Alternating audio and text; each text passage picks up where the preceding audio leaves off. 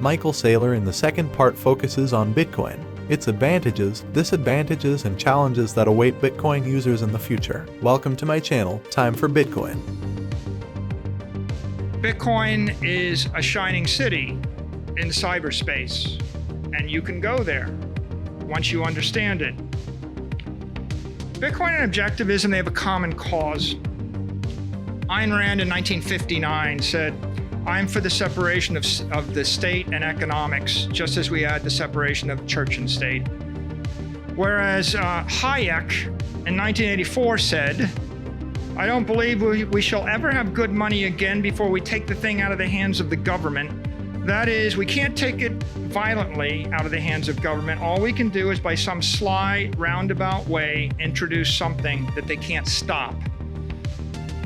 Clearly, both movements are thinking about separating economics from the state and from the collective. The difference is, for thousands and thousands of years, the technology for doing that was imperfect. The technology of gold to separate the power from the state doesn't work when they just shoot you and take your gold. The technology of cows or tobacco or fiat currency or buildings, they don't work that well to separate economics from the state. So although this was an ideal and aspiration, we never had the technology to realize it. January 3rd, 2009 is the singularity. That's the point at which Satoshi Nakamoto developed the technology to transfer value through space without a trusted third party. Now, people say that a lot. They say he solved the Byzantine generals problem. But if you can transfer something of value through cyberspace without a trusted third party, that means you can manifest something of value in cyberspace without a trusted third party. That means you can create and store and transfer energy in the digital realm.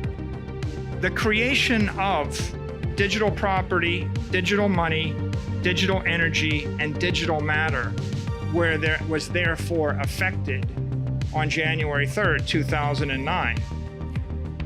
Most people don't realize this, but Satoshi opened a portal from the physical realm into the digital realm, and energy began to flow into cyberspace, bringing life to a formerly dead realm consisting only of shadows and ghosts, bringing conservation of energy and matter, objectivity, truth, time, and consequence into the digital realm, delivering property rights, freedom, and sovereignty that is separate from the physical and the political realm to humanity.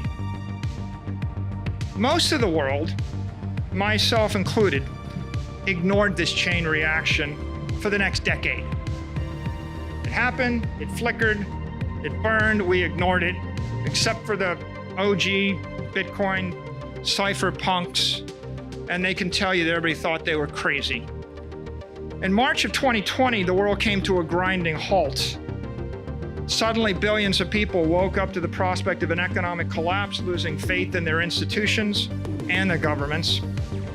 On August 10th, MicroStrategy, struggling with this existential crisis, adopts the Bitcoin standard.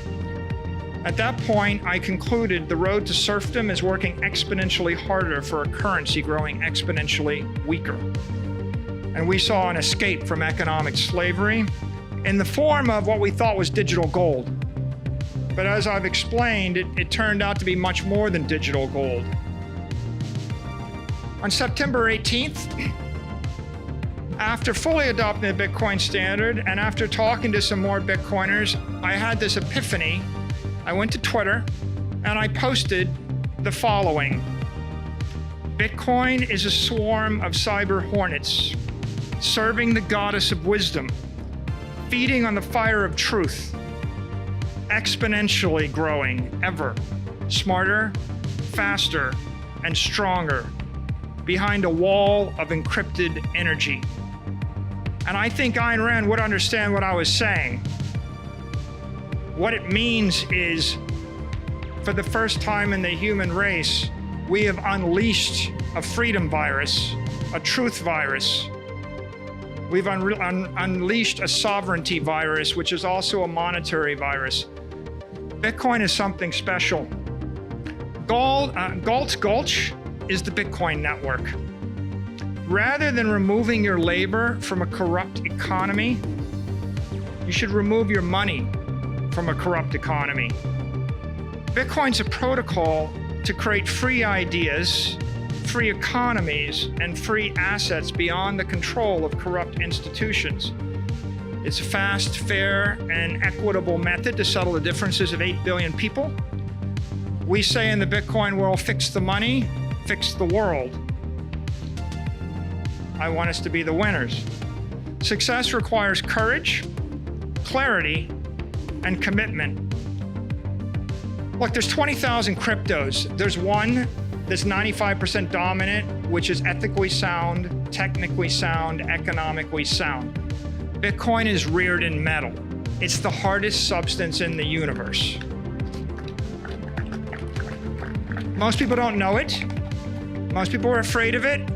Never done that before. When we bought Bitcoin, we bought 250 million. No public company had ever bought any. People thought we were crazy. So then we bought another 175 million. People thought we were crazy. Then we bought 600 million more. People said, you can't stand on it. It'll destroy you. It's like standing on a bridge made of steel. And I concluded, it's the perfect engineered material to solve our problem, but people are living in fear. And how are we going to get them to not be fearful? And I was reminded of Andrew Carnegie's example. It's like, build the bridge, go stand out in the middle of the bridge. You build an airplane, fly the airplane. Show people that it's not going to break. That's what MicroStrategy did. We said, well, if it's good for 100 million, it's good for $1 billion. If it's good for $1 billion, we might as well go for 4 billion. Right? And at some point, people will realize that they have more to fear by not embracing this technology than by embracing it. Right now, it's a $400 billion asset. There are $400 trillion of other assets floating around in our current fiat system. They're leaking energy, they're corrupt, they're inefficient, they're controlled by the collective. Bitcoin is 0.1% of the human race's liquid energy. 99.9% of the world doesn't get it. They're not there. That 99.9% haven't moved to Galt's Gulch. That means you're still early. So you can plug in yourself, your company, your organization, your agency, your product, your service, your family, or your ideology. I said to you at the beginning of the talk, Bitcoin's a union. The union gets more powerful as more people join. And in the war for the future of money, it's going to be won with money. As the money moves into the network, the monetary union gets more powerful. Everybody that joins the network has that much more power, and your only hope against the oppressive force of the collective is to unionize your own activities and organize your activities with people of like ideology that believe as you believe. More money, more people, more power. So in closing, Bitcoin is an economic machine based on a truth machine, poised to emerge as a freedom machine. It's the best choice we have to save our civilization and realize the ideal world envisioned by Ayn Rand and the objectivist movement. Join us. Thank you for watching the video until the end. Please consider subscribing to this channel to stay updated. See you in the next episode.